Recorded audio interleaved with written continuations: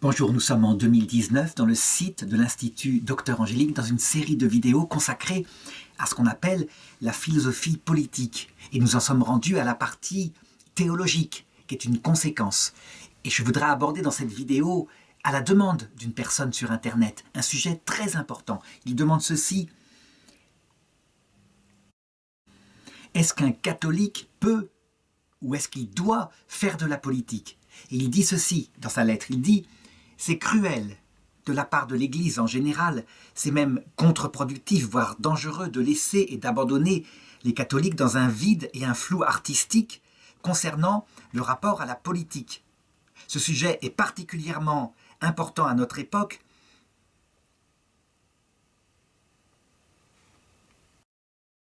où l'on voit peu à peu tout se laïciser et la foi disparaître du champ politique. Alors il me demande un travail précis, avec des repères clairs. Et c'est ce que je vais essayer de faire. Et donc pour cela, ne pas être trop long et puis prendre des exemples. Et pour être beaucoup plus simple, voilà ce que je vais dire. Il y aura 3 parties. La première partie sera l'aspect doctrinal. En effet, il faut d'abord être éclairé dans son intelligence théorique pour comprendre l'enjeu, c'est-à-dire la théologie de cela, la place exacte du chrétien en politique. Alors on verra que, en fait, il y a des domaines de la politique qui sont diversifiés et que le rapport des chrétiens à cela n'est pas tout à fait le même. C'est pourquoi, dans une deuxième partie, j'essaierai de délimiter exactement ces 3 domaines et de définir à chaque fois, avec des exemples, l'action que les catholiques peuvent et doivent entreprendre. Et puis enfin, en 3e partie, des choses beaucoup plus pratiques, parce que ce domaine de la politique est extrêmement vaste. Il se pose sur des tas de sujets. Et donc, de cette façon-là, avec le domaine pratique, je pense que chacun sera capable, éclairé par la doctrine universelle qui est au départ, eh bien, justement, de juger lui-même de ce qu'il doit faire comme action dans le cadre de sa vie civile. Et donc d'abord, les fondements doctrinaux. On le sait, cette chose-là pose débat chez les catholiques actuellement. Il y a l'avis de l'Église et puis il y a l'avis de ceux qui sont traditionalistes et qui disent l'avis de l'Église actuelle n'est pas l'avis que l'Église a tenu toujours. Pourquoi est-ce qu'il y a un débat comme cela? Parce que, en fait, tout au long de son histoire, l'Église a changé par rapport à la politique. Elle a eu plusieurs actions. Il faut se souvenir que, finalement, on peut diviser l'histoire de l'Église en 3 parties. Une première partie jusqu'à l'édit de Milan en 313, où l'Église est persécutée. Et donc, qu'est-ce qu'elle demande? Eh bien, elle demande à ce que la politique de l'Empire romain respecte son champ d'application qui concerne que le salut. Et elle, eh bien, elle respectera l'Empire romain. Deuxième partie, à partir de Théodose, un empereur romain, on peut dire que la religion catholique devient la religion de l'Empire romain. Et alors, forcément, parce que nous sommes des hommes, parce que nos ancêtres sont des hommes, on a vu, je dirais, entrer en lutte permanente le rapport entre le pouvoir politique d'un côté et le pouvoir religieux de l'autre, avec parfois le pouvoir religieux qui prenait le dessus. On sait qu'au Moyen-Âge, en Occident, par exemple, les papes ont eu un État qui leur permettait d'avoir une autonomie dans l'autorité spirituelle et temporelle qu'ils agissaient. Ça veut dire qu'ils étaient capables de déposer des empereurs en les excommuniant. Et leurs sujets, les sujets de ces empereurs-là, alors, n'étaient plus du tout contraints de leur obéir. Et puis, 3e partie, à partir globalement, on peut dire de la Révolution française jusqu'à maintenant, on voit l'Église perdre peu à peu son pouvoir sur le terrain temporel et donc entrer dans une nouvelle pastorale et redemander maintenant une tolérance religieuse, un peu comme aux ères de persécution. En fait, cette histoire de l'Église, Jésus l'avait annoncée à la fin de l'Évangile selon saint Jean, lorsqu'il dit à Pierre « Lorsque tu étais jeune, tu mettais toi-même ta ceinture et tu allais là où tu voulais. Lorsque tu seras devenu vieux, un autre te mettra ta ceinture et t'emmènera là où tu ne voudrais pas. » Et Jésus indiquait ainsi par quel genre de mort Pierre devait glorifier Dieu. Puis, le regardant, il lui dit « Viens et suis-moi. » Eh bien, on le sait maintenant grâce au catéchisme de l'Église catholique, au numéro 675. En fait, Jésus ne parle pas qu'à Pierre, il parle à l'Église visible. Il lui raconte quelle sera son histoire, qu'à un moment donné, elle aura le pouvoir, et puis que ce pouvoir lui sera enlevé alors qu'elle ne voudrait pas, afin de la conduire sur le même chemin que le Christ, en vue de la seule finalité que le Seigneur avait donnée, la vie éternelle. Et donc à partir de là, je crois qu'il faut véritablement comprendre exactement ce que c'est que l'Église en regardant le message de Jésus. Et donc, indépendamment de ce que nous avons fait, nous chrétiens, nous avons cherché à l'établir. Mais maintenant, je crois qu'on le sait. Par rapport à la politique, Jésus est très clair. Il est venu annoncer son royaume. Et son royaume n'est pas de ce monde. Son royaume, c'est l'éternité. Il n'y a aucune ambiguïté là-dessus. Il le dit à de nombreux endroits. Par exemple, il dit « Regardez les rois de la terre. Il commande à ceci, il commande à cela, et tout le monde lui donne des ordres. Votre royauté à vous sera de vous faire le plus petit. » En regardant la vie de Jésus, on ne peut pas être dans l'ambiguïté. Par exemple, à un moment donné, c'est raconté en Jean chapitre 6, verset 15. Alors Jésus, se rendant compte qu'ils allaient venir et s'emparer de lui pour le faire roi, c'était le peuple qui voulait faire ça, s'enfuit à nouveau dans la montagne tout seul pour prier. Mais il n'y a rien à faire. Ces apôtres eux-mêmes veulent qu'il soit roi et un roi de la terre. C'est pourquoi lors de l'entrée à Jérusalem, on voit le peuple qui l'acclame comme le roi monté sur un âne, le petit d'une ânesse, mais un roi. Et pour bien prouver que sa royauté est d'une autre chose, eh bien Jésus se laisse arrêter et il se laisse couronner d'épines. Voici une icône de l'art ukrainien qui montre Jésus devant Caïphe. Et on voit que sa royauté n'est pas celle de la terre, c'est autre chose. À sa croix, Jésus porte au-dessus un écriteau où il est marqué « le roi des Juifs ». Et si l'on veut contempler la royauté de Jésus, qui se met à attirer tous les hommes au point que l'Empire romain en 300 ans devient chrétien, ça veut dire que sans force d'armes, uniquement par la puissance de cet amour et de cette humilité du Dieu Tout-Puissant et de l'Esprit Saint qui attire à lui tous les hommes, eh bien, cet empire de fer est conquis par le Seigneur. Ça veut dire quoi? Eh bien, très simplement, le domaine explicite, précis de la révélation et de son dont s'occupe Jésus, c'est le salut éternel des âmes. Et ce salut éternel commence par la conversion des cœurs avec le Saint-Esprit, et ce n'est qu'en conséquence qu'il va s'étendre peu à peu dans les domaines que traite la politique, à savoir d'abord les familles. Ça veut dire que parce qu'un père ou une maman est converti à Jésus-Christ, elle va l'apporter à ses enfants. Et ça, c'est un domaine de la politique déjà. C'est une politique, évidemment, au cœur de toute la cité. Ce n'est qu'ensuite que ça va atteindre la communauté de ses amis. Et puis, quand, à un moment donné, des millions se sont convertis et adorent le Christ comme leur sauveur, eh bien, on peut dire que la politique en général, ça veut dire l'État lui-même, finit par en être influencé. Ces lois commencent à changer. Par exemple, dans l'Empire romain, on finit par supprimer les jeux du cirque.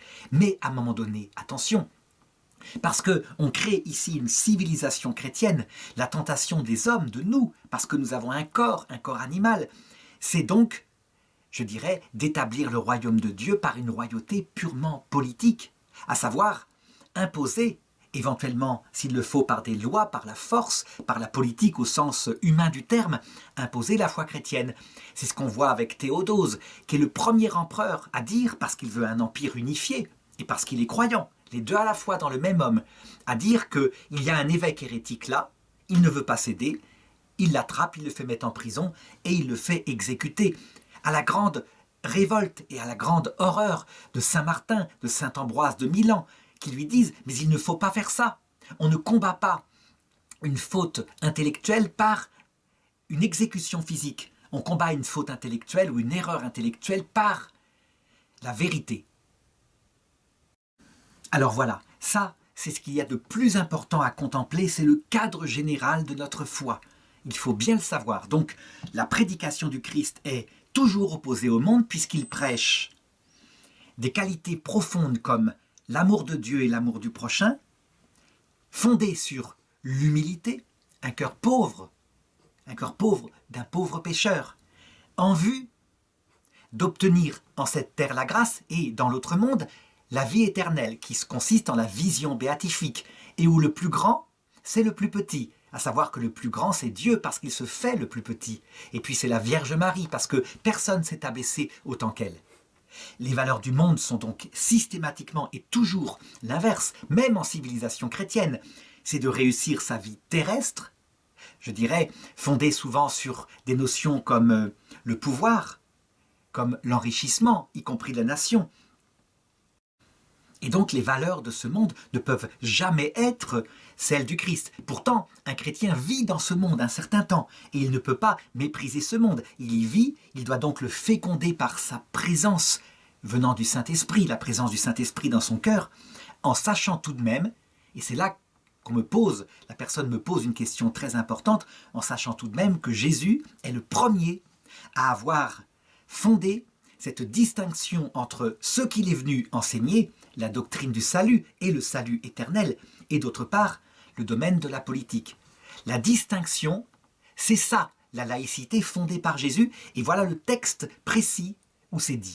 C'est en Matthieu chapitre 22, verset 17, des gens vinrent le voir et lui dirent « Jésus, donne-nous ton avis, est-il permis ou non de payer l'impôt à César ?»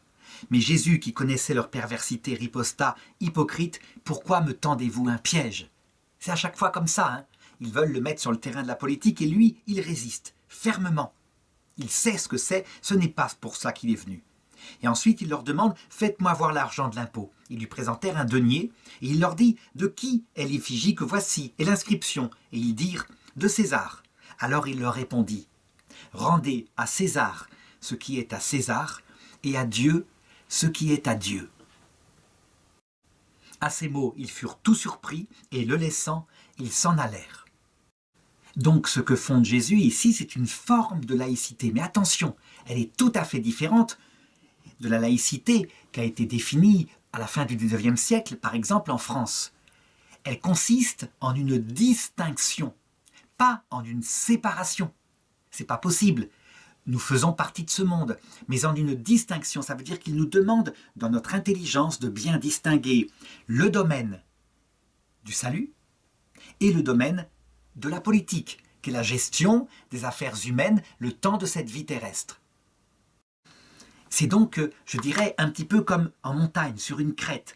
On marche sur une crête, et si on va trop à droite ou trop à gauche, on n'est pas dans ce qu'a voulu Jésus. Qu'est-ce que ça peut consister que marcher trop à droite ou trop à gauche? Ben, je l'ai dit, au cours de l'histoire, l'Église ayant pris, par le nombre des chrétiens, le pouvoir, et le pouvoir y compris en politique, eh bien, les prêtres de l'époque n'ont pas pu s'empêcher de rêver, ainsi d'ailleurs que les rois catholiques comme Saint Louis, de rêver à une terre entièrement gagnée au Christ, et tellement gagnée au Christ que comme ça, le Christ pourrait revenir. C'était en fait un rêve millénariste. Millénariste, ça veut dire quoi? On va établir le paradis sur terre pour 1000 ans. On avait d'ailleurs un texte de l'Apocalypse qui allait dans ce sens-là. Le démon fut attaché, il y eut 1000 ans de paix, etc., etc. Et donc, beaucoup l'ont pris comme étant quelque chose qu'il fallait réaliser, à commencer par Saint Louis, qui l'a fait évidemment comme saint roi chrétien. Ça veut dire que, par exemple, puisqu'il y avait dans son royaume quelques personnes qui résistaient, c'était les Juifs, eh bien, il les forçait à écouter une fois par an un sermon catholique, pas plus, mais pour qu'ils puissent être confrontés à la vérité et que l'Esprit Saint puisse les convertir.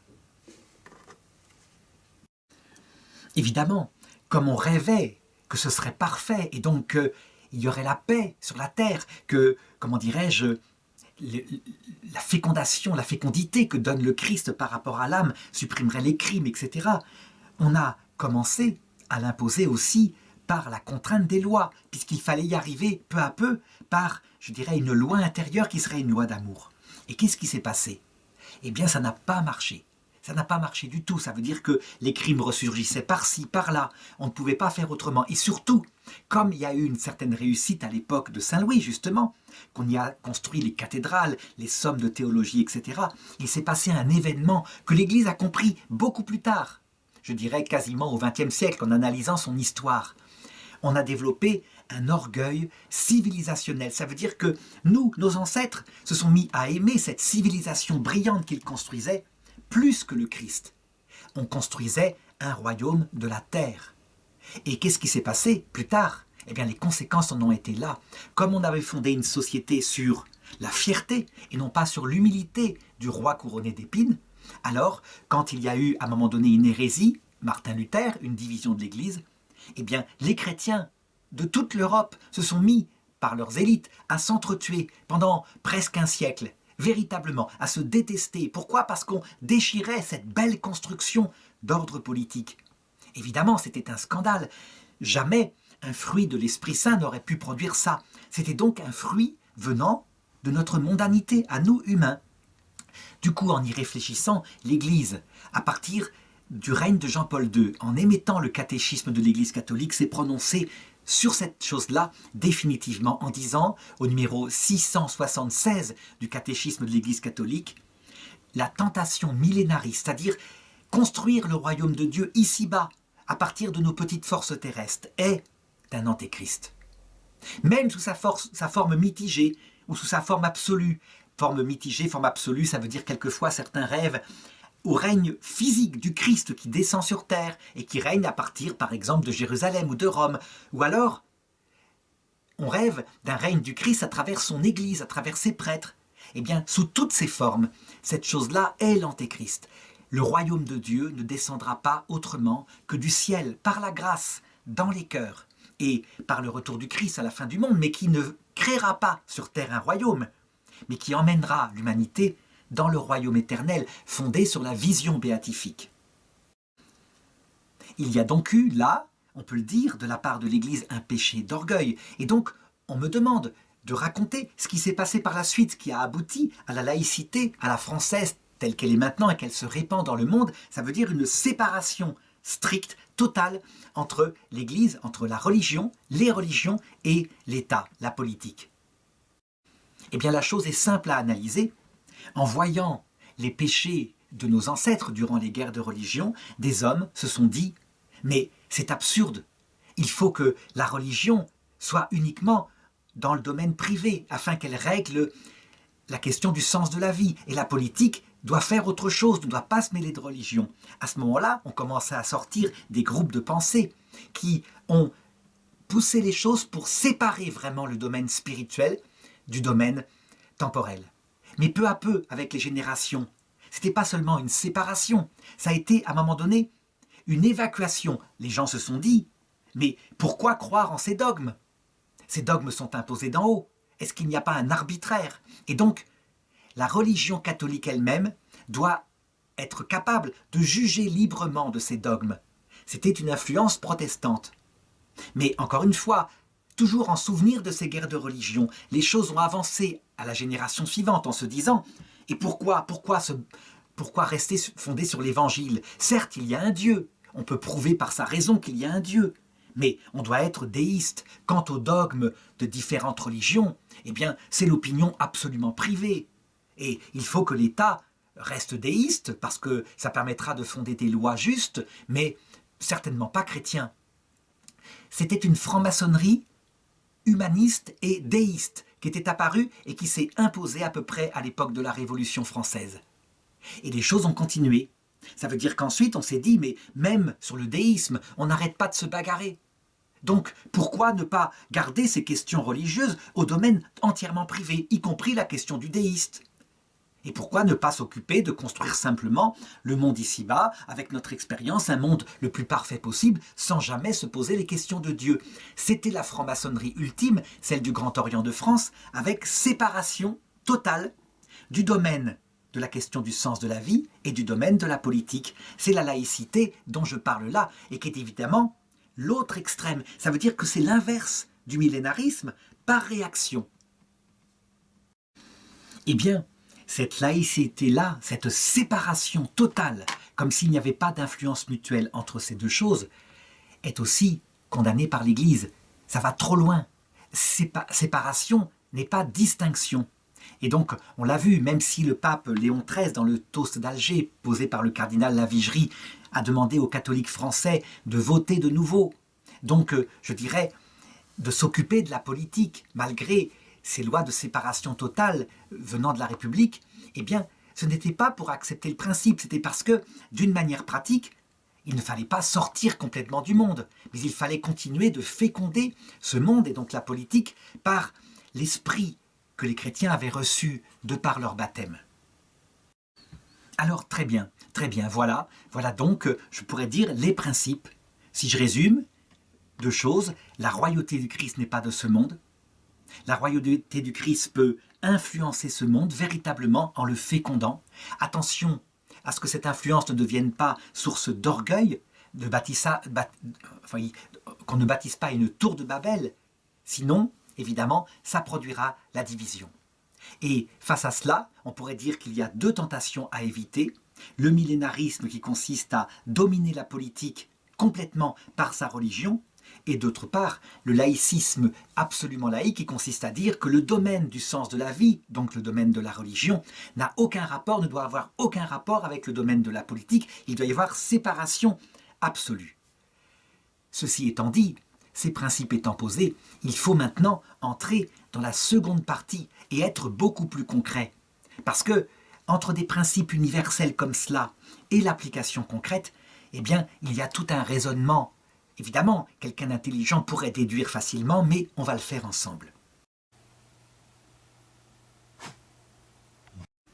Alors donc, comment délimite-t-on très exactement ce domaine de la religion et ce domaine de la politique?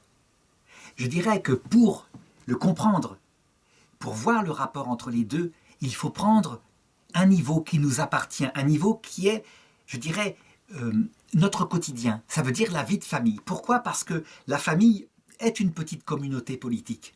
Une communauté politique avec les mêmes, je dirais, la même structure que peut avoir une gigantesque communauté comme un État.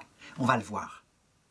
Est-ce que, dans la famille, le domaine de la vie familiale concrète, au jour le jour, les études des enfants, le fait de construire une maison, le fait d'être avec sa femme, le fait de l'aimer, est-ce que cela est complètement séparé de la question de la religion, à savoir la sagesse? D'où est-ce que je viens profondément?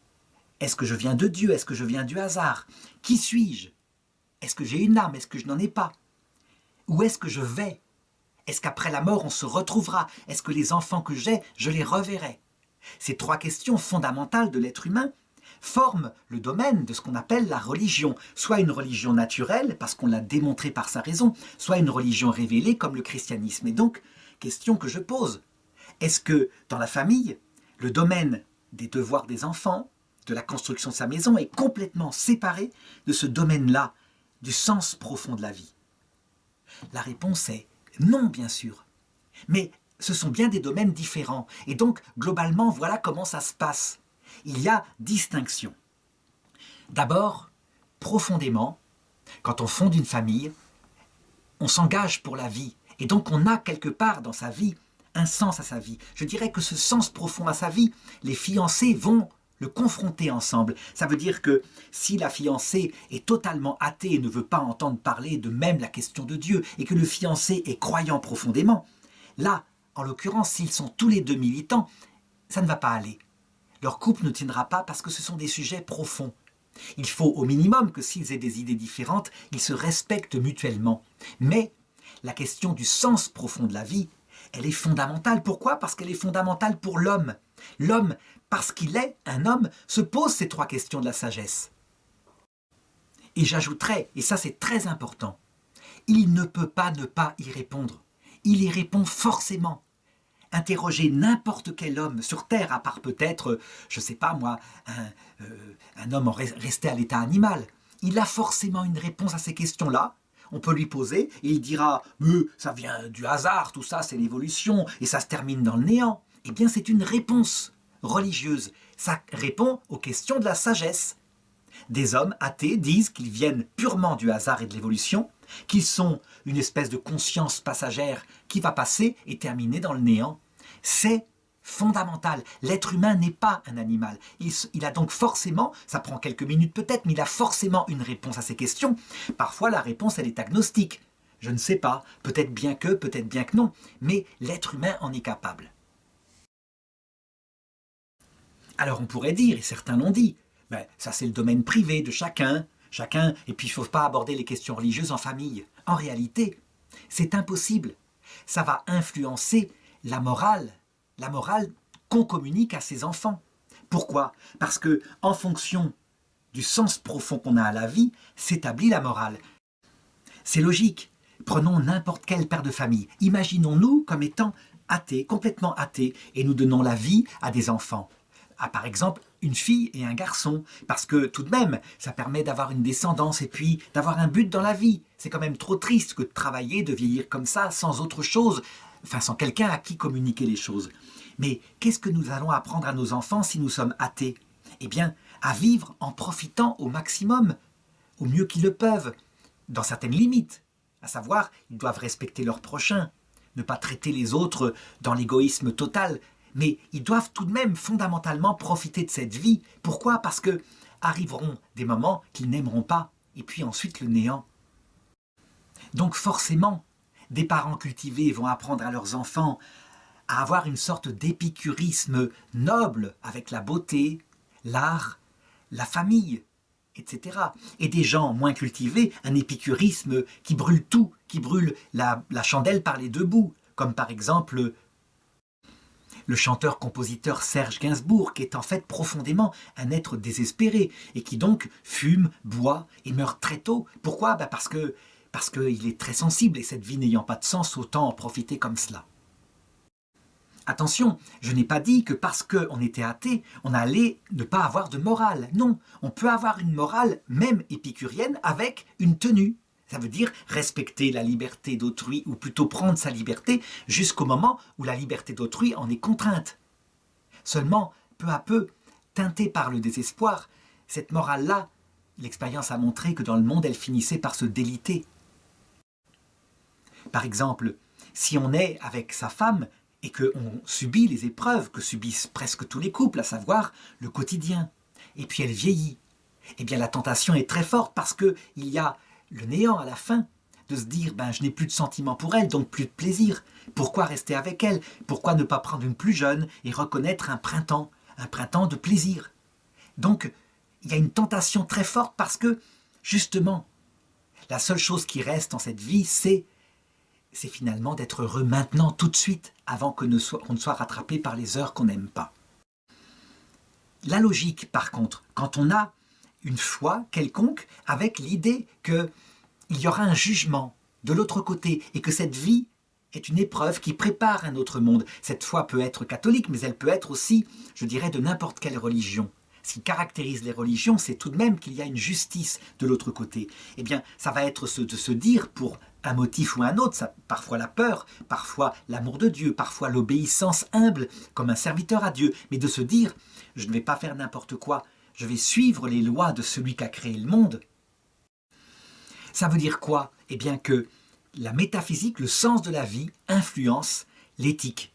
Et donc, qu'il ne peut pas y avoir séparation, même si concrètement, on voit des croyants qui font n'importe quoi, qui ne pensent qu'à l'argent, et la foi devient un instrument pour leur gloire terrestre, et on voit des personnes athées qui sont d'une générosité, qui mettent en avant les personnes et les pauvres, et je dirais ceux qui souffrent le plus, quitte à s'oublier eux-mêmes, alors qu'ils ne croient en rien. Donc tout est mélangé dans la pratique, mais la logique des choses, eh bien je l'ai indiqué. La conséquence, c'est qu'il ne peut pas y avoir séparation. C'est impossible. Ça veut dire que notre sens de la vie influence notre éthique, notre morale, ce qu'on appellera les thèmes sociétaux dans le domaine politique. Et alors ensuite, il y a dans la vie de famille les choses plus matérielles. Je l'ai dit, construire sa maison, choisir l'endroit où on travaillera, choisir le métier qu'on fera, mettre ses enfants dans telle école ou dans telle autre. Eh bien, je dirais qu'à ce niveau-là, l'influence est plus lointaine, mais il y a tout de même une influence, mais peu visible. N'importe quel parent, qu'il soit athée ou croyant, cherchera la meilleure école pour ses enfants. On voit actuellement, par exemple, des gens qui ont des idéologies en disant tout le monde doit être avec tout le monde parce que les pauvres avec les riches, etc. Mais ils ne mettent pas leurs enfants, évidemment, dans des écoles de pauvres. Ils ne le font pas. Ça veut dire que ce sont des paroles. Et dans la réalité, souvent, malheureusement, il y a de l'hypocrisie. Pourquoi? Parce que, forcément, ils vont mettre là où leurs enfants pourront avoir le meilleur métier. On ne peut pas s'empêcher d'être des parents. C'est la nature humaine qui est comme cela. Il n'empêche que l'éthique, la morale qu'on a, évidemment, va influencer ce domaine-là. Par exemple, on ne va pas se mettre à avoir un métier où on écrase tout le monde. où on ne pense qu'à l'argent, où l'argent est le but, l'alpha et l'oméga de tout. Quand, normalement, quand on suit la foi chrétienne, l'argent est un simple moyen. Donc la foi chrétienne le situe à son juste niveau. Dans l'athéisme, qui est un autre sens de la vie, eh bien, je dirais que la tentation est d'avoir de l'argent qui permet d'avoir du plaisir. Mais évidemment, là aussi, il peut y avoir une certaine morale humaine qu'Aristote décrit bien, à savoir, l'argent ne fait pas le bonheur. On peut découvrir par sa philosophie que l'être humain, évidemment, doit avoir une finalité supérieure. L'argent ne contribue seulement au bonheur et ne le finalise pas. Donc, si je résume cette partie, elle est très simple. On peut distinguer dans la vie de famille 3 domaines. Le domaine du sens de la vie, la religion y intervient forcément, ou l'absence de religion, mais c'est la même chose. L'homme ne peut pas s'en séparer. La conséquence, c'est l'éthique. L'éthique est influencée par le sens qu'on a à sa vie, n'est pas entièrement déterminée, mais est influencée obligatoirement. Et puis, troisième partie, le domaine de la gestion quotidienne, matérielle, du bien commun de la famille, qui lui est moins influencé. Je dirais, globalement, les athées, les croyants gèrent leurs enfants et la construction de leur maison à peu près de la même façon. Eh bien, dans le domaine politique, c'est exactement la même chose. Et la grande encyclique qui s'appelle Rerum Novarum du pape Léon XIII, elle en traite de cette façon-là. Elle en traite avec une grande précision. Et elle dit ceci, jamais, jamais, aussi bien on créerait un monde sur Terre parfait, équilibré, selon des règles de bon sens philosophique qu'il donne un peu plus tard. Jamais, jamais, l'homme ne pourrait trouver le bonheur s'il oublie fondamentalement le sens profond de la vie qui est donné par Jésus-Christ. En fait, Rerum Novarum est selon le plan que je viens d'indiquer. Ça veut dire qu'il y a une première partie complètement oubliée par, je dirais même par une partie de l'Église actuelle, mais aussi par les partis qui ont mis en place ce qu'ils donnaient comme conseil. Une première partie qui dit « l'homme ne peut pas se passer de sens de la vie ». Et donc, rappeler le sens ultime de la vie, que cette terre n'est que passagère, qu'il y a un sens, y compris à la souffrance, et qu'elle s'épanouira de l'autre côté, c'est la seule façon de combler le cœur de l'homme. Ce domaine-là, précis, ce domaine qu'on pourrait appeler, je dirais, la religion, est un domaine que jamais, jamais un chrétien ne peut oublier. Je dirais même, il ne peut pas y avoir séparation entre politique et État à ce domaine-là, parce que quoi qu'il en soit, il est présent. Qu'est-ce qui se passe quand un État prétend vouloir séparer complètement religion, donc ces questions-là, les 3 questions de la sagesse, et politique? Eh bien, on l'a vu en Europe occidentale. En fait, les lois qui actuellement dominent en Europe occidentale, qui se prétendent être des lois de tolérance, ou simplement on n'aborde pas les questions du sens de la vie, sont en fait fondamentalement des lois religieuses, toutes. Des lois religieuses liées à une religion qui s'appelle le matérialisme athée et qui consiste à dire eh bien, qu'il n'y a pas d'âme humaine, donc que la question du jugement après la mort ou de la survie des bébés, par exemple dans le ventre de leur mère après la mort, n'est même pas à poser, ça ne se pose même pas, ça n'intervient pas, c'est admis. En fait, en voulant séparer totalement l'Église et l'État, on n'a pas séparé l'Église et l'État, on a fondé un État athée. Au moins en Union soviétique, c'était enseigné dans des cours de religion athée et imposé aux gens.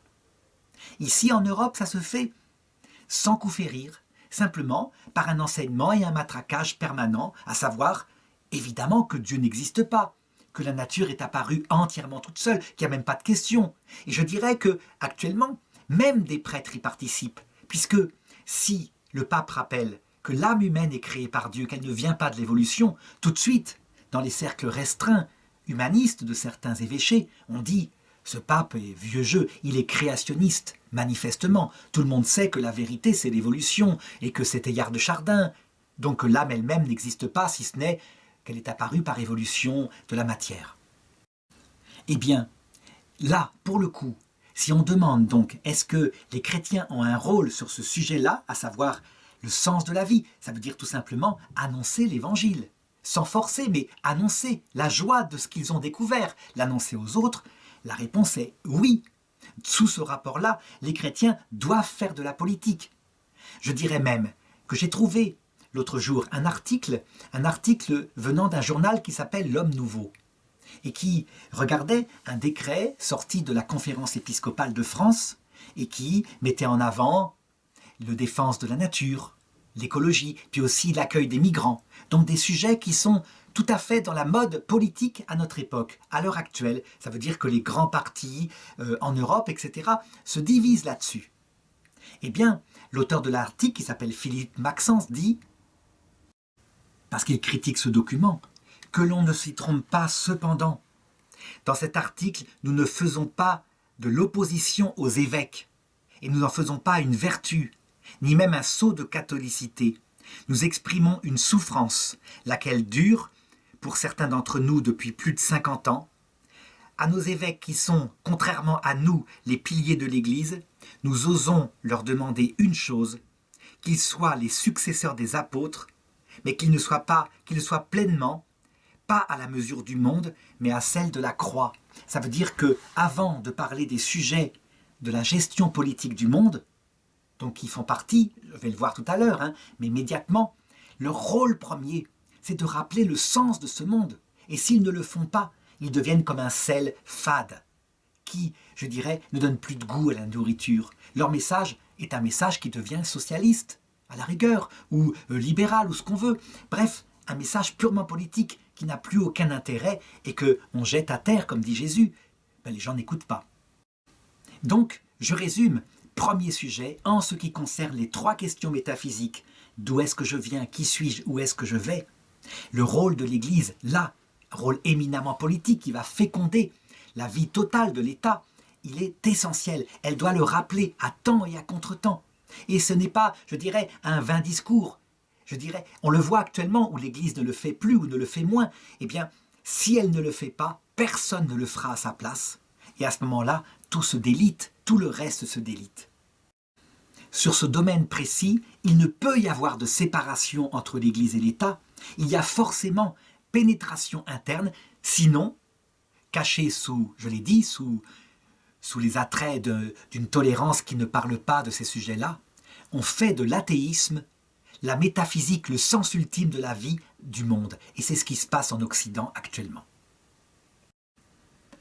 Deuxième domaine, le domaine de ce qu'on appelle les sujets sociétaux en politique. Ça veut dire les sujets comme le mariage, le divorce, le sort des petits-enfants, le sort des handicapés, le sort des vieillards abandonnés, les orphelins, etc. Ce sujet-là qui touche ce qu'on appelle, au niveau de la famille, par analogie, la morale. Est-ce que ces sujets sociétaux doivent être séparés? Est-ce que l'Église, est-ce que les chrétiens n'ont pas à en parler? Eh bien, je dirais, pour répondre à cela, qu'on se réfère encore à ce que j'ai dit concernant la famille. C'est évident que les sujets sociétaux sont intimement liés au sens qu'on donne à la vie, et donc qu'il y a là impossibilité d'une séparation. Analysons ce qui se passe actuellement en politique dans le monde actuel. Donc, séparation de l'Église et l'État, en réalité, on ne parle jamais des 3 questions du sens de la vie, mais ce qui est admis, c'est une sorte d'humanisme athée. Qu'est-ce qu'il en ressort comme loi sociétale depuis à peu près, je vais dire 120 ans, 150 ans? Eh bien, il en ressort, premièrement, la disparition des lois venant de l'Église et qui sont les plus mystiques. Ça veut dire liées à quelque chose qui dépasse le bon sens qu'un païen lui-même pourrait comprendre. Et donc le premier domaine qui a été touché, et c'est cohérent, ça se comprend, c'est le domaine de l'interdiction du divorce.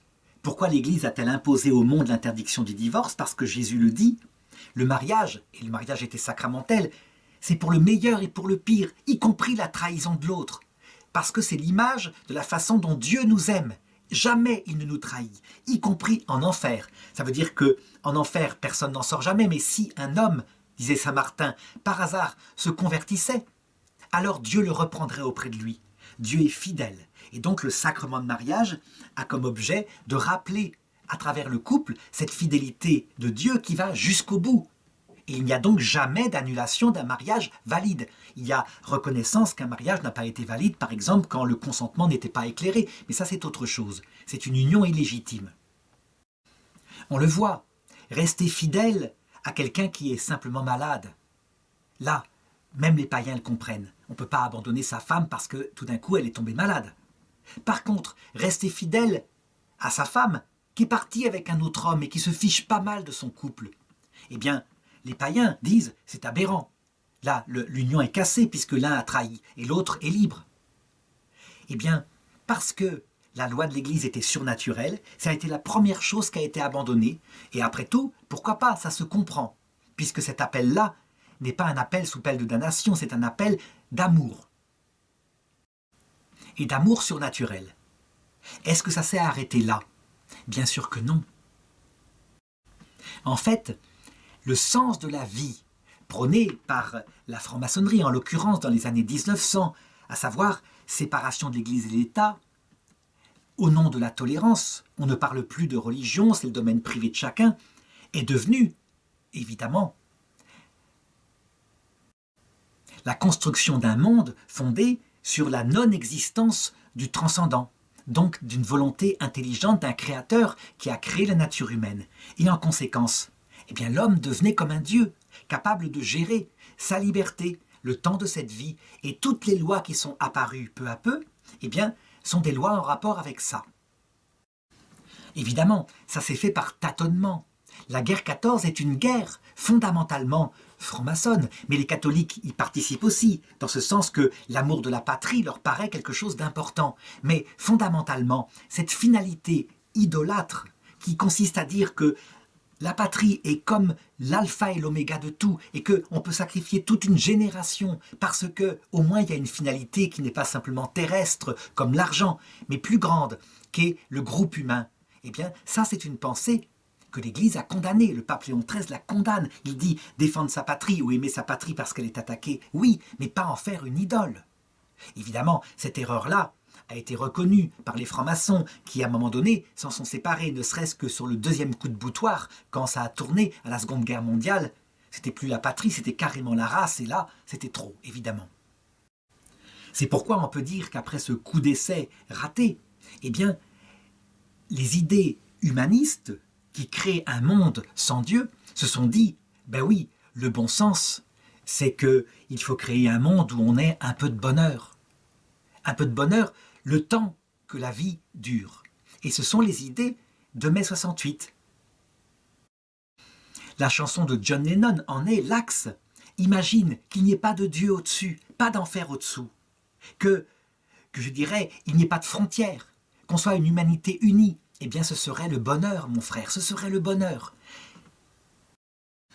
Cet hymne est un hymne, en fait, fondamentalement matérialiste athée, et logique, cohérent, qu'on retrouve d'ailleurs, comme quoi, je dirais, c'est dans l'être humain qu'il n'y a pas de complot particulier, qu'on retrouve au chapitre 2 de la Genèse, du livre de la sagesse dans la Bible, qui décrit le phénomène en disant « Des hommes ont dit, qu'est-ce qui prouve qu'il y a une vie après la mort? Personne n'est revenu de l'autre côté. » Et donc, en conséquence, eh bien, profitons du jour présent, cueillons la fleur de la jeunesse avant qu'elle ne se fane. Ça, c'est l'éthique. Conséquence de la métaphysique indiquée juste au-dessus. Et troisième conséquence, persécutons l'homme qui se dit juste, qui prétend connaître Dieu, et dont le comportement moral est pour nous un reproche vivant. Il nous embête. Il n'est pas tolérant, il est liberticide, il est même criminel, parce que, justement, quelle est la seule chose qu'on peut faire pour être heureux? Eh bien, c'est profiter de la vie. C'est exactement ce qui s'est passé à partir, on peut le dire, de mai 68. Là, à ce moment-là, des lois ont commencé à être votées qui touchaient à des choses que le bon sens naturel lui-même n'acceptait pas, mais peu à peu, par étapes, pas d'un seul coup. On ne peut pas dire qu'on sombre dans l'athéisme avec ses conséquences d'un seul coup. La première loi, ça a été les lois sur l'avortement, qui sont des exceptions à cause de cas qu'on a mis en valeur et qui sont gravissimes, comme des viols, des grossesses de très très jeunes filles, etc. C'était une loi sociétale adaptée, je dirais, à la mentalité du temps, qui était encore assez religieuse. 50 ans plus tard, elle devient un droit de l'homme dans certains pays. Ça veut dire que la liberté d'arrêter une grossesse, et je dirais quasiment jusqu'à la naissance, devient le droit fondamental parce qu'une femme a le droit d'être heureuse. Elle ne veut pas de cette grossesse-là, elle est libre, c'est son corps, elle fait ce qu'elle veut. Alors on dira, mais En quoi est-ce que c'est une loi matérialiste athée? Eh bien, je vais le raconter, et c'est très simple à comprendre. Le problème, c'est que actuellement, beaucoup d'évêques n'en parlent même plus. Pourquoi? Parce que eux-mêmes, avec cette génération de mai 68, se sont laissés prendre par le courant de laïcisation et ont oublié le degré 1 que j'avais indiqué, à savoir rappeler le sens de la vie. Ils disent donc, parce qu'il faut bien qu'ils restent évêques parfois, ils disent donc, oui, globalement, l'Église est contre l'avortement par défense de la vie, de sa conception à sa mort. Mais ce n'est pas la question. Ce n'est pas ça. Là, ça serait à la rigueur une idéologie.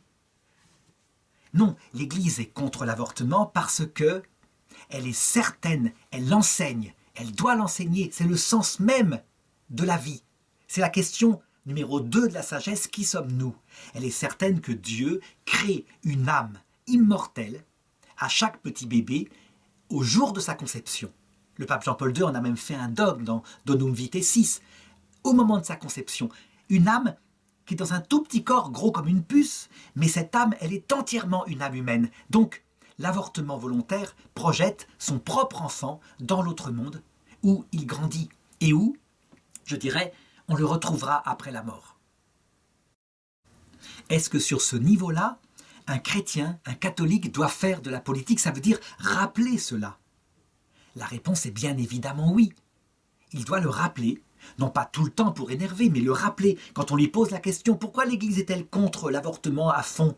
En disant « C'est pas du tout la même chose que quand elle est contre la contraception. Là, c'est parce que le couple, la loi naturelle de l'amour, etc., les conséquences d'un acte sexuel qui peut venir n'importe quand, qui finit par abîmer la sexualité. Non, en ce qui concerne l'avortement, c'est tout autre chose.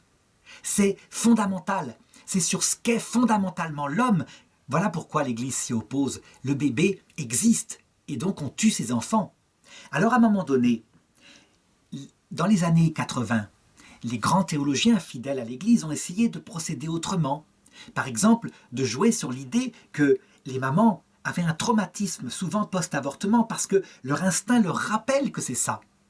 Et donc, de ne pas rappeler entièrement le message chrétien tel que je viens de le dire, l'âme du bébé, mais d'édulcorer, donc d'avoir un message qui soit plus compréhensible humainement par tout le monde, y compris par les païens. L'instinct maternel, il est partout. Alors, de fait, il existe. Et, je dirais, les humanistes athées, parce que c'est ça, fondamentalement, tout ça c'est religieux, ont protesté à partir des années 2016 en essayant de créer un délit, en France en particulier, de fake news, c'est-à-dire de fausses nouvelles concernant l'avortement. C'est-à-dire qu'ils disaient « cet instinct maternel n'existe pas, il est purement créé par la manipulation des chrétiens qui veulent empêcher l'avortement. Et donc, il y aura maintenant une punition par la loi pour ceux qui répandent de telles nouvelles et qui créent donc des souffrances chez les femmes qu'elles peuvent tout à fait dépasser en se disant « mais c'est idiot, c'est pas différent de prendre la pilule ». En fait, cette tentative-là de répondre par l'instinct maternel, de fait, n'a pas été suffisante. Ça veut dire que la laïcisation a continué. En fait, je pense vraiment qu'à ce niveau-là, sociétal, les chrétiens doivent garder leur discours fondamental avec l'espérance éternelle, avec l'âme des petits êtres humains. Elle doit le dire sans violence, un peu comme le fait Monseigneur Léonard dans une émission lorsqu'il est nommé archevêque de Bruxelles.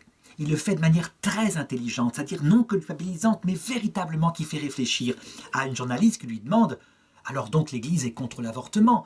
C'est n'importe quoi, c'est un peu vieux jeu, quoi. Vous devriez changer sur ce point-là. Il répond « Écoutez, je suis convaincu que à l'heure où les mamans et les papas mourront, leur petit bébé les accueillera et les réadoptera, leur pardonnera, les accueillera dans le paradis, véritablement. » Et alors la journaliste de répondre « Mais qu'est-ce que vous racontez là? Vous êtes complètement culpabilisant pour les femmes. » Il répond « Non, je suis convaincu que ça se passera comme ça, que ces petits-enfants qui sont dans l'autre monde, où quelqu'un s'occupe d'eux, eh bien, feront cela. » Eh bien, dans les journaux le lendemain, quand il y a eu un sondage concernant cet évêque qui était complètement harcelé, qui était même controversé parce qu'il gardait un discours profondément catholique, les gens ont été stupéfaits de voir que 80% des Belges avaient applaudi son courage, la fermeté de ses propos, la non-culpabilisation dans ses propos.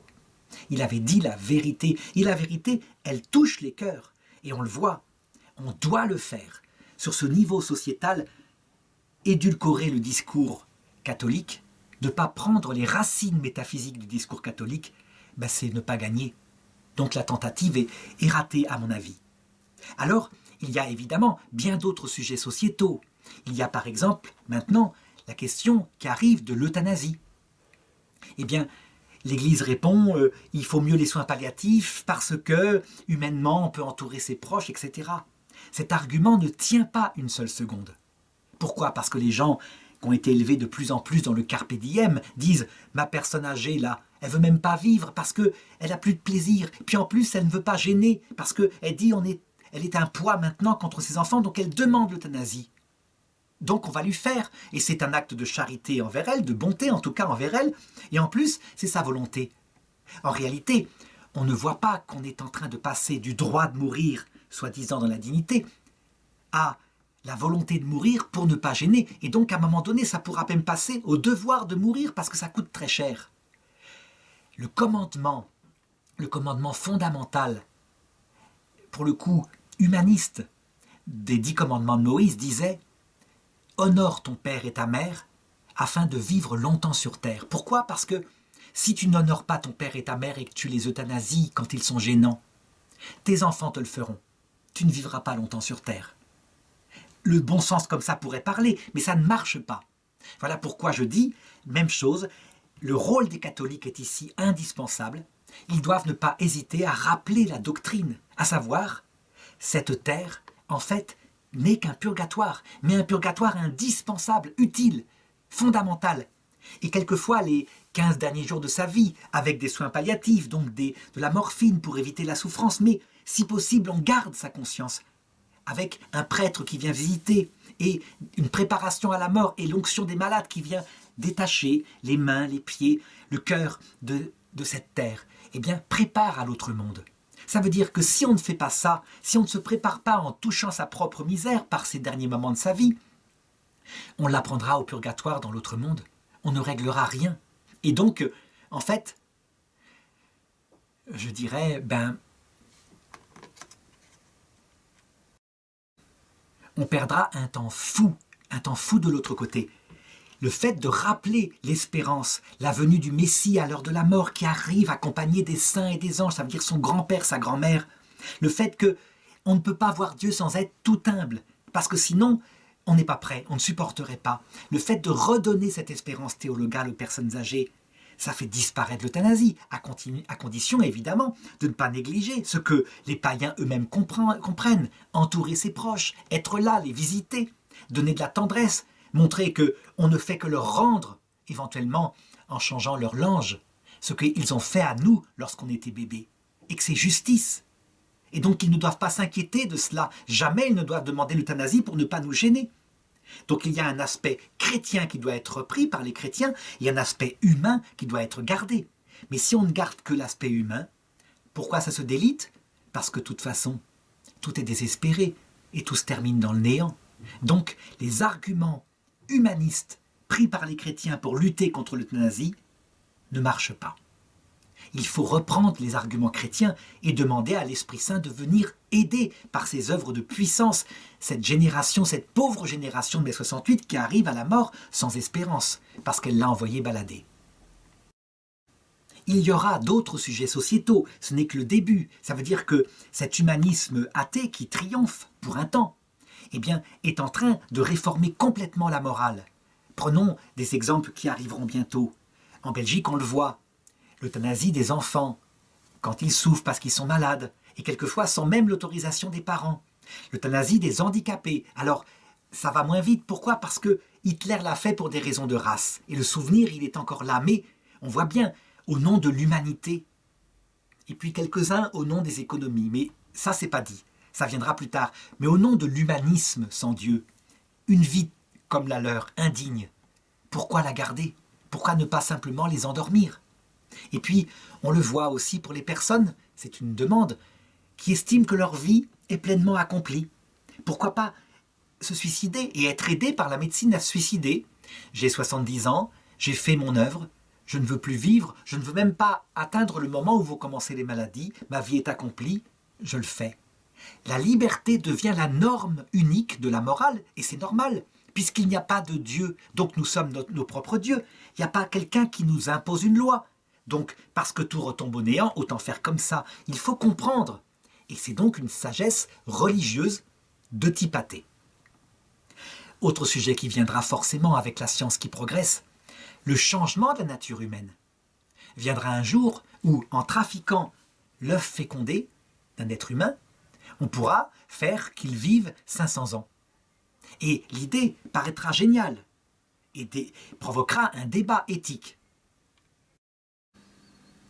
Certains diront, vivre 500 ans avec un âge de 30 ans physiquement, c'est-à-dire en très bonne santé, c'est fantastique, c'est un cadeau à faire à ses enfants. Et d'autres répondront, oui, mais attention, et ceux qui ne voudront pas passer par l'hôpital, qui voudront faire un enfant à l'ancienne, qui ne vivra que 80 ans, commettent-ils un crime contre leurs enfants? Leurs enfants pourront-ils porter plainte? Il y aura des débats humains. Eh bien, l'argument chrétien, il doit intervenir aussi. L'argument chrétien qui consiste à dire que si Dieu ne veut que nous restions en ce monde que 80, 100 ans pour les plus vigoureux, c'est parce que ce monde est passager. Il ne faut pas faire de ce monde sa maison définitive. Il y a un autre monde. Ce monde est un purgatoire. Il ne faut pas le transformer en paradis. Évidemment que cet argument ne sera pas entendu dans un monde qui refuse le Dieu qui façonne le cœur de l'homme dans l'humilité par la terre. Mais il n'empêche que si le sel de la terre ne le dit pas là, comme un argument éthique, en employant véritablement sa foi, qui le dira? Donc on le voit, un chrétien, certes garde la morale humaine, parce qu'il y a des conséquences à ces choses-là, comme par exemple l'accaparation par un type qui vit 500 ans de tous les pouvoirs dans le monde, pas d'alternance, etc. Enfin, des tas de problèmes se posent, évidemment. Des problèmes d'ordre politique qui sont valables, qu'il faut garder, que d'ailleurs soutiendront aussi certains écologistes, certains... voilà. Mais il faut ne jamais mettre dans sa poche le sel de la terre, ça veut dire la raison de la foi chrétienne dans la vie passagère. Donc, si je résume cette deuxième partie, je dirais que dans le domaine sociétal, toutes les lois de la morale politique, le rôle du chrétien est fondamental, il doit le donner. Ce rôle appartient certes aux évêques, et s'ils ne le font pas, les laïcs doivent le faire. Ils doivent rappeler la métaphysique, c'est-à-dire le sens profond de la vie, et en rappeler les conséquences éthiques, en rappeler la logique. Et alors, en s'adressant à l'intelligence de leurs contemporains, on peut dire qu'ils annoncent l'évangile, et que les contemporains, eux, voient bien qu'il n'y a pas là un sectarisme, mais une foi qui est cohérente. Si on ne donne plus que les arguments humanistes, philosophiques, donc pour combattre des lois qui viennent en fait de l'humanisme athée, on ne marche pas, on ne réussit pas, c'est sans efficacité, ça l'est un certain temps, le temps que le comité d'éthique suivant se réunisse 5 ans plus tard et que l'argument de ceux qui poussent jusqu'au bout les conséquences de l'athéisme triomphent. Ce rôle précis-là appartient non seulement aux évêques, au pape évidemment, le pape Jean-Paul II l'a fait avec brio, mais il appartient aussi aux chrétiens de par leur baptême, surtout lorsque, par certaines générations, les évêques faillissent avant que n'arrivent les évêques suivants qui reprendront le sel de la terre et qui feront leur rôle d'évêque. Ça doit se faire évidemment sans provocation, ça doit se faire sans agressivité. Il ne s'agit pas de haïr, il s'agit de donner sa vérité et de faire confiance à l'Esprit Saint qui, lui, peut toucher le cœur des gens et les convaincre. Je l'ai expérimenté moi-même. Une amie très chère ne comprenait pas, par exemple, pourquoi l'Église était tellement contre l'avortement. Elle disait quand même, en cas de viol, ça se comprend, etc. Je lui ai simplement en 2 minutes rappelé que le bébé avait une âme. Elle a dit « Ah ben oui, j'avais pas pensé. Ah oui, évidemment, il vaut mieux que cet enfant, ce petit bébé qui n'est pas responsable de ce qu'a fait son violeur de père, soit confié par exemple à l'adoption. » C'était instantané. Mais il fallait le dire. Et si on ne le dit pas, eh bien, les fidèles eux-mêmes ne comprennent pas et c'est normal. La responsabilité en est aux théologiens, aux évêques, aux prêtres, etc. Et je voudrais aborder maintenant le 3e domaine de la politique, ça veut dire la gestion du bien commun matériel qui nous entoure, comme par exemple la protection de la nature, la construction des routes, la construction des immeubles qui ne dépensent pas trop d'énergie, le fait de gagner de l'argent par des méthodes qui ne détruisent pas l'homme, etc. Et bien dans ce troisième domaine, on voit bien que, au sens technique du terme, c'est d'abord la politique au sens propre qui s'occupe de cela. Ça veut dire que n'importe quel homme, qu'il soit chrétien, qu'il soit païen, qu'il soit, je dirais, musulman, peut regarder ce que c'est que le bien commun. Donc ça concerne moins directement le domaine spécifique de l'Église, ça concerne davantage le domaine de César. Cependant, attention, il y a tout de même influence, puisque, je l'ai dit, la métaphysique, le sens de la vie influence l'éthique, et que l'éthique va venir féconder la façon dont, par exemple, on gère l'argent. Je voudrais donner un exemple concret à travers le pape Léon XIII, Rerum Novarum. Donc je l'ai dit, première partie de l'encyclique, il rappelle le sens de la vie et il dit bien, c'est ce qui finalise l'homme, le Christ. S'il n'est pas dans le cœur de l'homme, on pourra créer le monde le plus merveilleux possible. Ça ne sera pas un monde heureux, ça sera un monde qui s'écroulera. Deuxième domaine, il donne des conseils éthiques de bon sens, qui là, pour le coup, peuvent être compris par le Parti socialiste, par le Parti libéral, etc. Il dit ceci. Regardons les choses objectivement, indépendamment du Parti communiste qui lui oppose. Regardons les choses. Il y a le capital dans la société moderne. Le capital, c'est une énergie sauvage. Qu'a des lois, c'est la loi de l'offre et de la demande. Et cette loi peut écraser les hommes. Donc il ne faut pas que cette énergie sauvage soit laissée à elle-même. Elle va tout détruire. C'est ce qui s'est passé depuis 50 ans, depuis la révolution industrielle. Il faut donc que cette énergie sauvage soit canalisée par des canaux. Et ce canal, c'est quoi? C'est d'abord une force opposée, qui va être capable de résister à sa sauvagerie, à savoir le syndicat ouvrier. La possibilité pour les ouvriers de peser contre le poids du capital venant des patrons, et qui, en faisant grève, obligeront les patrons, parce qu'ils veulent des profits, à modérer l'offre et la demande, et donc à payer davantage leurs ouvriers de manière raisonnable. À ne pas, je dirais, jouer uniquement sur il y a 1000 ouvriers, j'ai 100 places, donc je prends ceux qui veulent, à la rigueur, ceux qui veulent être pas payés pour travailler, et voilà. Ensuite, le pape ajoute, il faut une troisième force pour construire fermement ces digues. Et cette force, c'est la loi, c'est l'État. L'État doit être là pour que le syndicat ne prenne pas trop de pouvoir. S'il prenait trop de pouvoir, il couperait la branche sur laquelle il est assis, comme la feuille qui couperait, la branche qui lui amène la sève.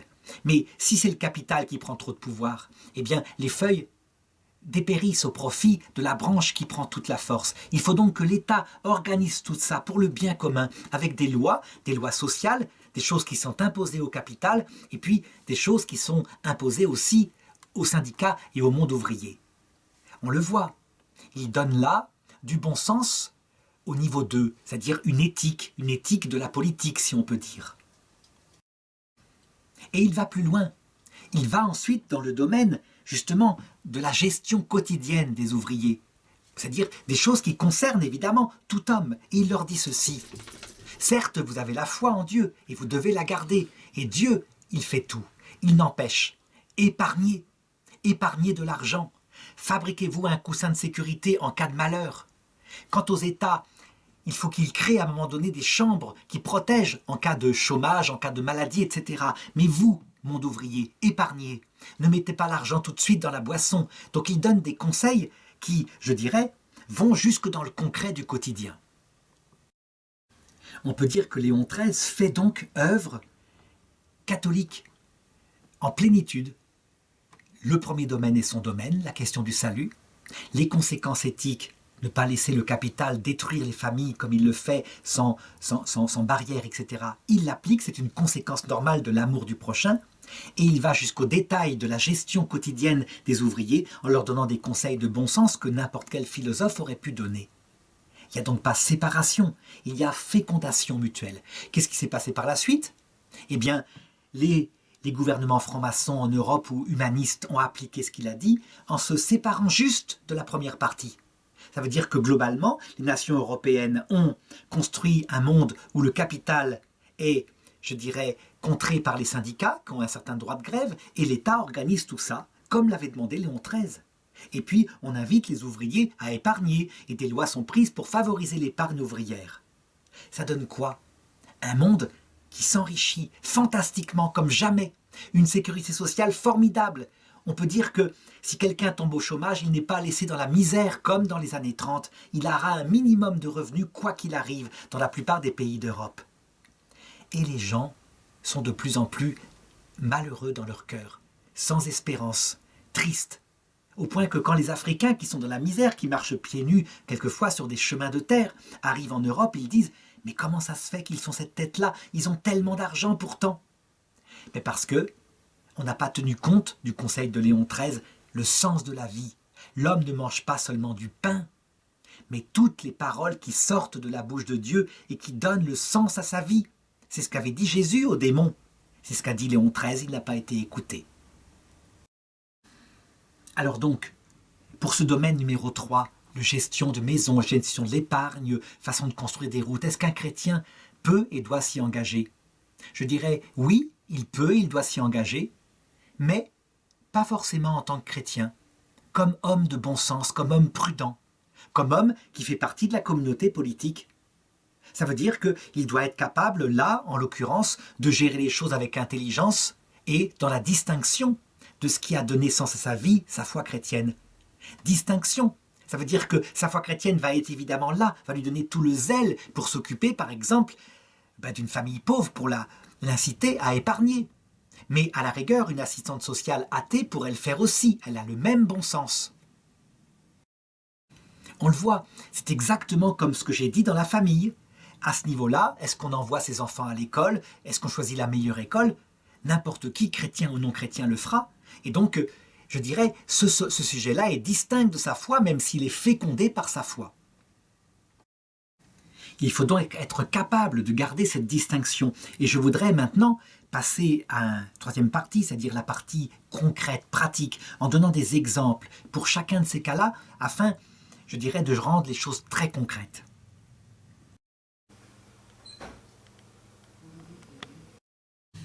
Donc j'en suis rendu à ma troisième partie, des exemples pour éclairer chacun, parce que quelquefois, cette théorie, donc même s'il y a eu l'universel, il y a eu la doctrine générale, maintenant, le concret des exemples permettent de se faire une idée vraiment plus précise. Et je voudrais donner des exemples dans l'histoire, afin que chacun puisse les appliquer maintenant dans les différents cas de conscience qui peuvent se poser à lui. Donc je l'ai dit, dans le domaine de la politique, il y a 3 domaines à regarder. La métaphysique, le sens de la vie, avec les 3 questions, d'où est-ce que je viens, qui suis-je, où vais-je, qui va éclairer tout ce qu'on fait. La conséquence, c'est l'éthique qu'on applique, ça veut dire la morale, ce sont les sujets sociétaux, concernant les mariages, etc. Et puis, il y a la gestion du bien commun matériel, qui est moins directement concerné par la politique, qui est le domaine de César, mais qui est tout de même éclairé par notre conception éthique et notre conception métaphysique. Alors, prenons un exemple presque caricatural, ça veut dire tellement facile à régler qu'il permettra de mieux comprendre ensuite. Prenons l'exemple de ce qui s'est passé avec l'Allemagne nazie.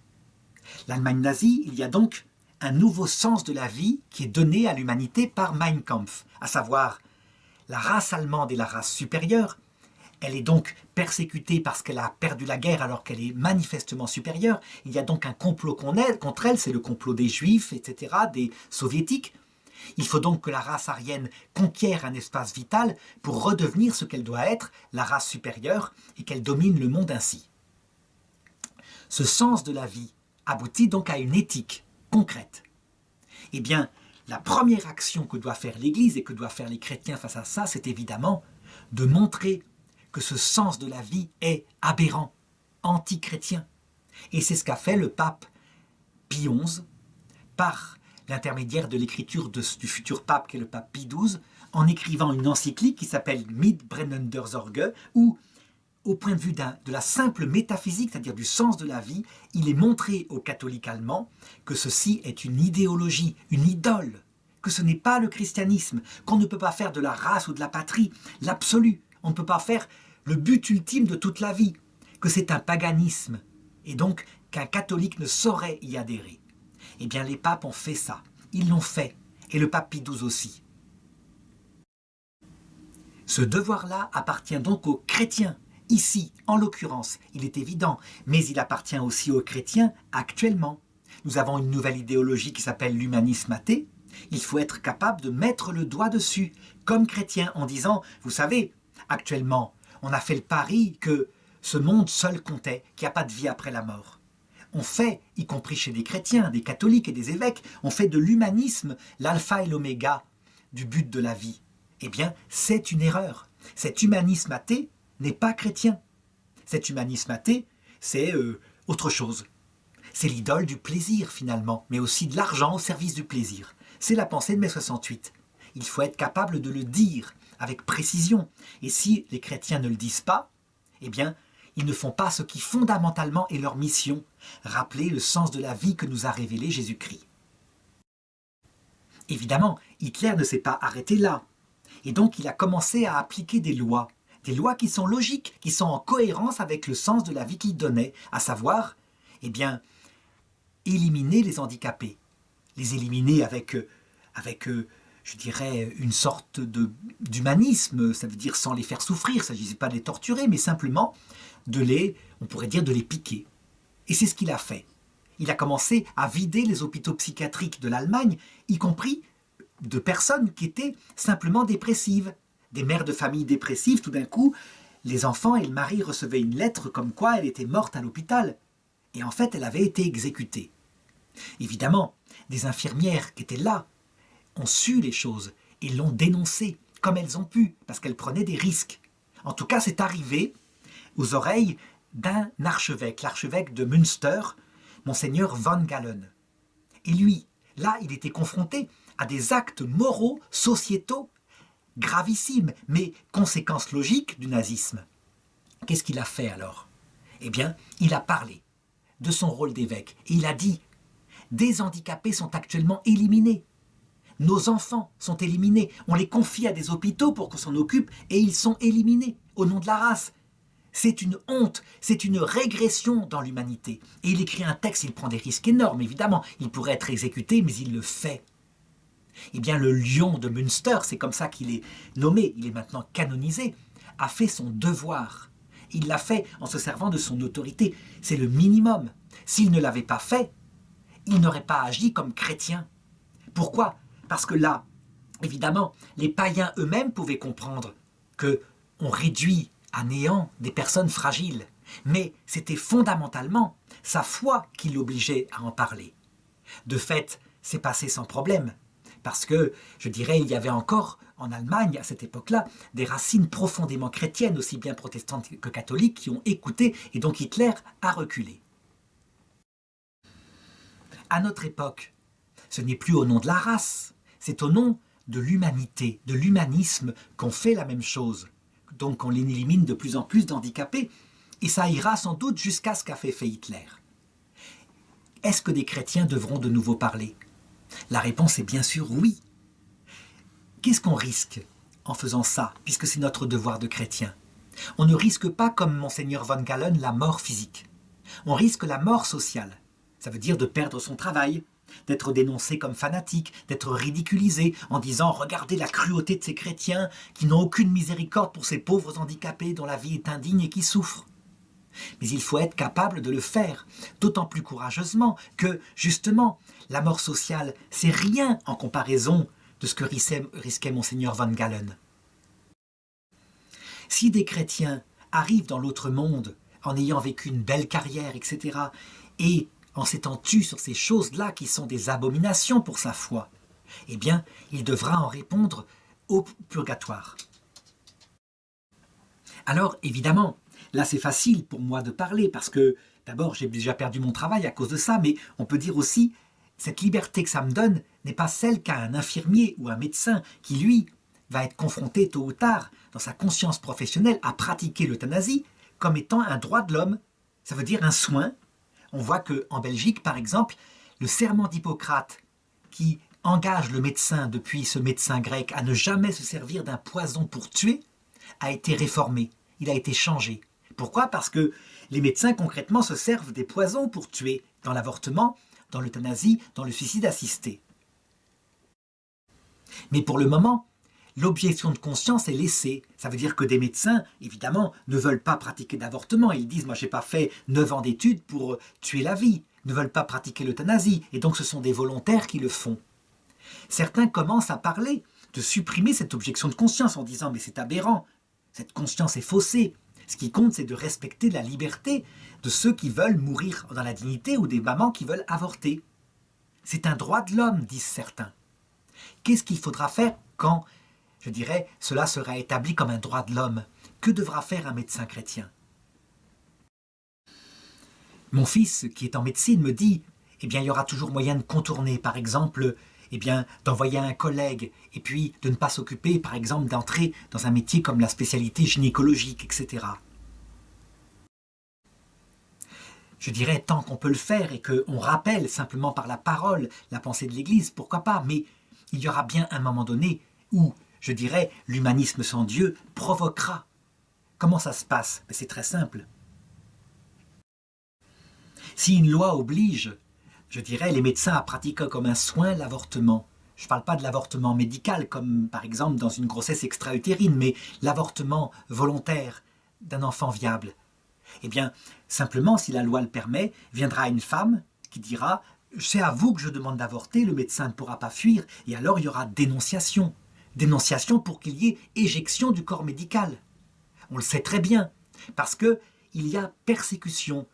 Le chapitre 2 de la sagesse le dit. Il y a persécution en ce sens que le fait que des médecins affirment par leur pratique, en objection de conscience, que ceci est un bébé, ceci n'est pas une verrue dans le ventre d'une maman, eh bien, est, par le fait même que ça existe, quelque chose de culpabilisant pour ceux qui nient la loi naturelle et la loi de Dieu. Persécutons le juste, car sa présence nous est devenue un objet insupportable, dit le livre de la sagesse. Eh bien, dans ce cas-là, et parce que, je dirais, à un moment donné, sa conscience de chrétien doit passer avant. Comme disait le pape Benoît XVI, si on doit tout négocier, tout contourner, si tout est possible avec des cas particuliers, etc., alors il n'y aura plus de martyrs.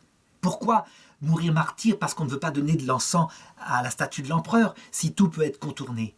Et donc à un moment donné, dans certaines circonstances, quand on ne peut pas faire autrement, on doit être capable de dire non, et par conscience, quitte à perdre son travail, ou à partir l'exercer ailleurs. En effet, Jésus le dit, dans des cas gravissimes où on est coincé par évidemment des provocateurs, eh bien, gagner ce monde et perdre la vie éternelle, c'est évidemment un choix mauvais. Alors, je continue maintenant dans mon exemple d'Hitler. Concrètement, on est face à un tyran, en l'occurrence, là, qui impose cette espèce d'idéologie qui va mener l'Allemagne à la catastrophe. Concrètement, dans le domaine purement politique, c'est-à-dire un domaine qui est celui de César. Est-ce qu'il doit y avoir une action en tant que chrétien? Eh bien, je dirais qu'il y a eu quelques personnes qui ont eu cette action-là. Et ce sont des catholiques, ce sont tous des catholiques. C'est ça qui est étonnant. C'est-à-dire que la conscience catholique a été davantage éclairée face à cette monstruosité idéologique qu'était le nazisme. Je voudrais citer 2 exemples. Le premier, c'est Sophie Scholl et son frère. C'est-à-dire des jeunes étudiants qui ont décidé, en se rendant compte de ce qui se passait, des massacres de juifs qui avaient été rapportés dans l'Est par des soldats proches, des amis proches de son frère, qui ont décidé de se mettre à distribuer des tracts de résistance dans les universités. Ils prenaient des risques insensés. Et à un moment donné, ce qui est arrivé devait arriver. Ils ont été attrapés. Et là, ils ont été confrontés à une tentation, mentir en disant « cette valise, on l'a trouvée, ce n'était pas nous qui l'avions ». Mais devant les preuves, parce qu'il y avait eu des perquisitions chez eux, ils ont choisi, indépendamment l'un de l'autre, de proclamer leurs idées. Ils s'étaient révoltés contre le nazisme parce que le nazisme mène à la catastrophe. Et ils l'avaient fait au nom de leur foi, parce qu'on ne peut pas réduire l'homme à une race. Tous les 2 ont été condamnés à mort et décapités avec une épée en Allemagne pour servir d'exemple. On peut dire que ce sont des martyrs qui ont appliqué leur foi, donc le degré 1, leur morale, le degré 2, jusque dans la politique concrète, avec ces tracts, C'est-à-dire qu'ils ont fait un rôle de syndicalistes, de dénonciateurs dans une tyrannie extrêmement dangereuse. Mais il y a eu d'autres façons de faire. Je voudrais parler du colonel von Stauffenberg qui prend la même chose, qui prend conscience que cet Hitler est un monstre et qui est catholique. Il sait qu'il risque sa vie. Il faut qu'il y aille. Il faut qu'il arrive à tuer la tête de l'hydre. Et comme ça, le reste du corps s'écroulera. Alors il y va lui-même. Il entre dans le bunker d'Hitler, il se sert de son grade de colonel, il a sur lui une bombe. Et puis, il sort. Il sort avant. Il sort avant de manière à organiser la résistance. Une fois Hitler mort, il entend la bombe qui saute, le bâtiment vole en éclats, il retourne à Berlin et il commence à organiser les choses. Le problème, c'est qu'Hitler n'est pas mort. Et donc, qu'il va être exécuté le soir même avec tous les complices et d'autres. Hitler va faire un massacre de tous ceux qui étaient complices. On sait même que le maréchal Rommel devra se suicider en faisant croire qu'il est mort suite à un mitraillage de sa voiture. Est-ce que l'action d'un catholique peut aller jusque-là, jusqu'à tuer un tyran? Saint Thomas d'Aquin répond « Oui, mais attention, pas n'importe comment. Ça veut dire que ça doit être réfléchi. Un tyran, c'est quelqu'un qui impose par la force des armes sa pensée. Ça veut dire qu'actuellement, nous ne sommes pas face à une tyrannie, mais face à des idées qui conquièrent l'Occident, des idées humanistes athées. On ne tue pas un humaniste athée, on le tue par le glaive du dialogue, de la vérité qu'on impose. Hitler, c'est tout à fait différent. Face à un tyran qui prend des armes de fer, saint Thomas d'Aquin dit, dans certains cas, il faut être capable de tuer, mais à condition, évidemment, que ne vienne pas un tyran pire. En l'occurrence, von Stauffenberg a réfléchi, il a compris que personne ne pourrait être pire qu'Hitler. Hitler était véritablement le maître de toute cette œuvre-là, et donc il fallait tuer Hitler et que ça s'arrangerait. Il n'avait pas tort, puisque quand Hitler s'est suicidé, personne n'a pu prendre sa suite et le nazisme, aussitôt, a disparu. Dans notre monde actuel, qui est un monde qui fonctionne par mode de démocratie et de vote, évidemment, le combat ne va pas être comme cela. Dans notre monde actuel, face à des lois qui aboutissent à ce que j'ai dit, mais démocratiquement, parce que la majorité le veulent, eh bien le combat se fait par le glaive de la pensée, le glaive de l'enseignement, le glaive de la conviction. Il n'y a pas d'autre glaive qui est possible à notre époque. Par contre, dans l'action politique concrète, ça va consister par exemple à créer une maison de retraite catholique, où seront accueillis des gens et où l'euthanasie ne sera pas du tout pratiquée. C'est ce qu'a fait la Belgique. La Belgique, elle a créé, il y a des siècles, avec l'ordre, la fraternité de la charité, elle a créé des hôpitaux psychiatriques partout. On peut dire que les hôpitaux psychiatriques sont quasiment des hôpitaux belges. Et qu'est-ce que disent ces hôpitaux tenus par les frères de la charité? Ils disent que jamais chez eux ne sera pratiquée l'euthanasie d'un seul malade. Alors qu'est-ce que fait l'humanisme sans Dieu? Eh bien, il contourne. Et c'est ce qui s'est passé. Ça veut dire qu'il a des armes efficaces, intelligentes, et il faut que les chrétiens soient capables d'utiliser les mêmes moyens efficaces et intelligents. Les humanistes athées ont créé, pour gérer ces hôpitaux, ce qu'on appelle des ASBL, ça veut dire des associations sans but lucratif, et les frères de la charité n'étaient pas forcément dedans. C'était géré par des laïcs, qui évidemment étaient choisis comme étant catholiques, officiellement en tout cas.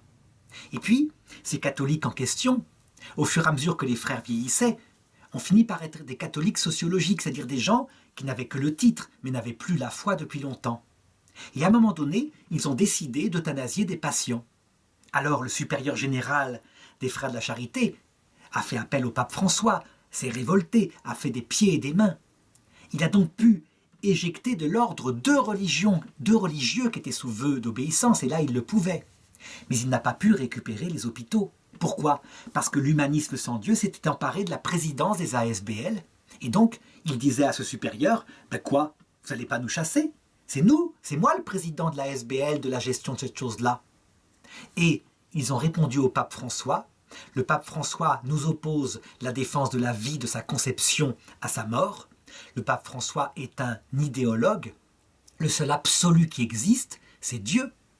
Ce n'est pas la vie. Argument complètement fou, argument fallacieux, un faux christianisme, mais on le voit.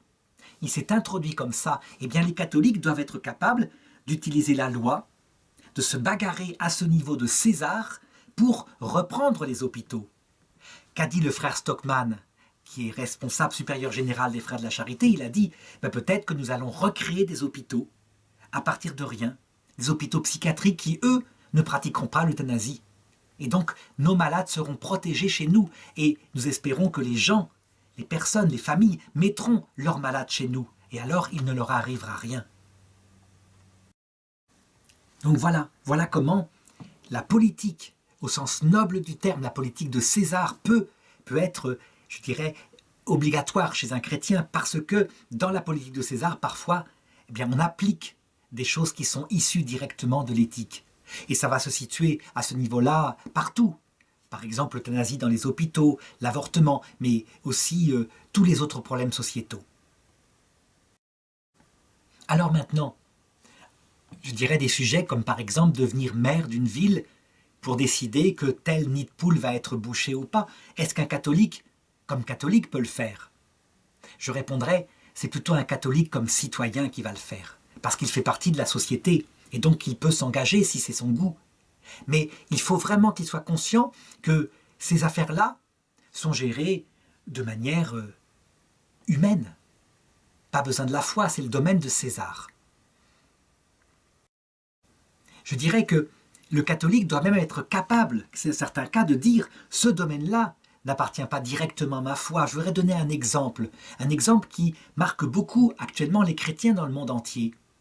C'est l'arrivée de ce qu'on appelle des puces RFID, ça veut dire implanter sous la peau une sorte de détecteur GPS qui permet d'être localisé, et peut-être même implanter ici, au niveau du cerveau, une chose qui permettrait, un petit ordinateur miniaturisé qui permettrait par exemple d'entendre la personne qui nous parle en chinois, de l'entendre en français, et en lui parlant, eh bien d'émettre, alors qu'on parle en français, en langue étrangère, ce qui permettrait de faire disparaître l'obstacle des langues.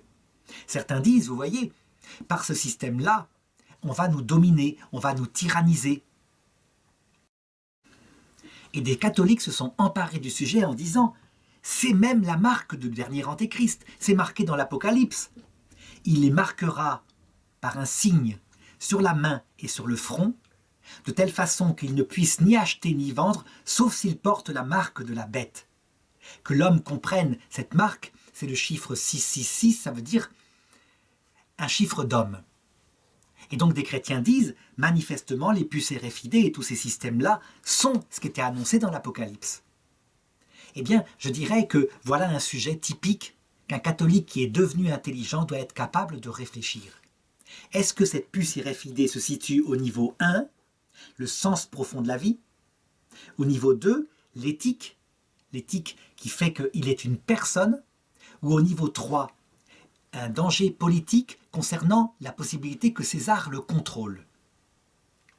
Eh bien, je dirais que au niveau 1, ça veut dire le sens profond qu'il a à sa vie. Être marqué du chiffre de la bête, c'est simplement adhérer à l'idéologie du temps.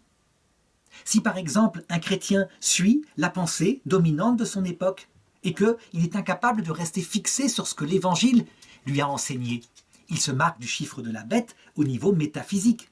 Et là, évidemment, il doit le refuser. Sa foi, elle est fondamentale.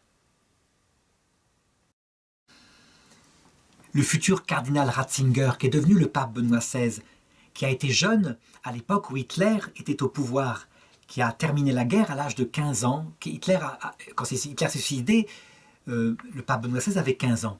Eh bien, jamais, pourtant forcé d'aller tenir un canon anti-aérien, de rentrer dans les jeunesses hitlériennes, jamais, il le raconte, il ne s'est fait marquer par le nazisme, jamais. Ça veut dire qu'il gardait sa liberté de penser, il y allait parce que c'était la loi, mais jamais la marque de la bête ne l'a atteint là.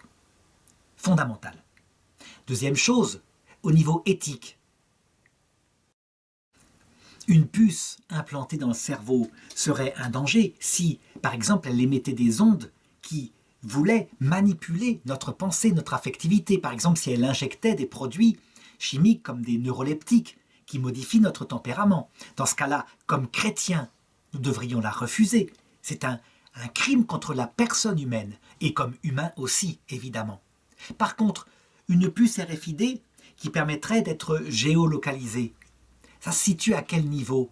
Au niveau 2 ou au niveau 3, c'est-à-dire la gestion de César? Et moi, je répondrais que ça se situe au niveau 3. Ça veut dire qu'un chrétien peut lutter contre ça, mais à titre d'homme, pas forcément à titre de chrétien. Ça veut dire que être localisé partout où on l'est, c'est simplement fait par son téléphone portable qu'on porte sur soi. Et donc il doit se poser la question pour savoir si c'est quelque chose de normal. Si, par exemple, l'État doit se servir de ces fichiers-là, c'est en tant que citoyen qui va dire « oui, en cas de crime », par exemple si on cherche un criminel qui a violé ou qui a assassiné, se servir, la police sous demande d'un juge qui va vérifier où était le téléphone portable de la personne, très bien. Par contre, en ce qui concerne les citoyens qui ne font rien de mal, si jamais un État faisait ça, il faudrait lutter, ce serait un acte de tyrannie. Et donc, un chrétien doit être capable de dire, face à ce que fait le gouvernement chinois actuellement, qu'il le fait. C'est-à-dire que chaque personne est surveillée en permanence, et si elle ne traverse pas sur les clous, et au moment où le personnage est vert, eh bien, elle perd des points, et elle ne pourra par exemple plus prendre le train ou plus prendre l'avion. Un citoyen chrétien doit être capable de dire « ça va trop loin ». C'est un fichage extrêmement risqué, surtout si l'État devient tyrannique. Mais ça concerne César. Ça concerne moins directement son rôle de chrétien, c'est en tant que citoyen qu'il lutte contre ces putes RFID et avec le bon sens d'un citoyen. Et donc je conclurai ainsi, lorsque ces trois domaines, métaphysique, éthique, gestion du bien commun matériel, sont bien précisés dans notre tête, même si s'interpénètrent les uns les autres, eh bien, on peut à chaque fois voir sous quel aspect on se situe, si on se situe en tant que chrétien ou en tant que citoyen. Et on voit que dans tous les cas, il y a interfécondité de notre foi avec la politique, même s'il y a distinction entre le niveau 1, le niveau 2 et le niveau 3. Distinction n'est pas séparation.